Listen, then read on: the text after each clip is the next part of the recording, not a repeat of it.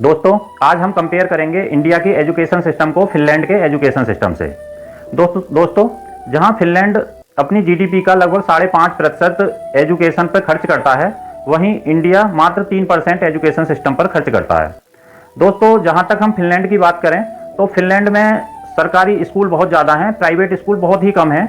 जहां पर जो सरकारी स्कूल में उसमें गरीब के भी बच्चे पढ़ते हैं, अमीर के भी बच्चे पढ़ते हैं, और वहाँ पर जो एजुकेशन है उसको बुनियादी शिक्षा माना जाता है, बुनियादी ज़रूरत मानी जाती है।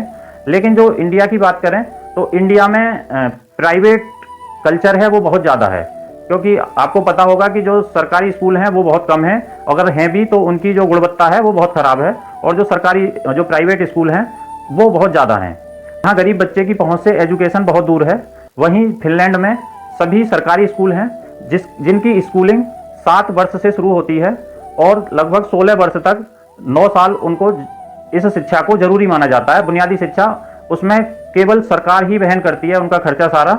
लेकिन भारत में ऐसा नहीं है, उसमें जो 9 साल में जितना भी खर्चा होता है बच्चे की स्कूलिंग का वो सरकार वहन करती है, और सभी बच्चे गरीब हो या अमीर सभी सरकारी स्कूल में पढ़ते हैं, और सरकारी स्कूल का जो स्टैंडर्ड होता है वो बहुत अच्छा होता है। लेकिन वही अगर इंडिया की बात करें तो यहाँ प्राइवेट स्कूलों को महत्व ज़्यादा दिया जाता है। दोस्तों, यहाँ पर जो शिक्षा को एक बिजनेस की तरह ट्रीट किया जाता है, और जो फिनलैंड में सरकारी जो शिक्षा है उसे एक बुनियादी ज़रूरत के तौर पे ट्रीट किया जाता है। तो दोस्तों, यहाँ स्कूलिंग लगभग 3 से 4 साल में बच्चे की स्कूलिंग शुरू हो जाती है। वहीं फिनलैंड की बात करें तो 7 साल के बाद शुरू होती है, क्योंकि वो सोचते हैं कि बचपन खेलने और समझने के लिए होता है, ना कि रेस दौड़ने के लिए। तो अगर यहाँ पे पढ़ाई के तरीके की बात करें तो इंडिया में अभी भी रट्टाफिकेशन है, जिसके ज़्यादा मार्क्स उसके वो उतना ही इंटेलिजेंट, और जिसके जितने कम मार्क्स वो उतना ही फेलियर। लेकिन फिनलैंड में ऐसा नहीं है, वहाँ पर रट्टाफिकेशन नहीं है, वहाँ पे लर्निंग कॉन्सेप्ट बेस्ड एजुकेशन है कि ऐसा क्यों होता है, ऐसा कैसे होता है।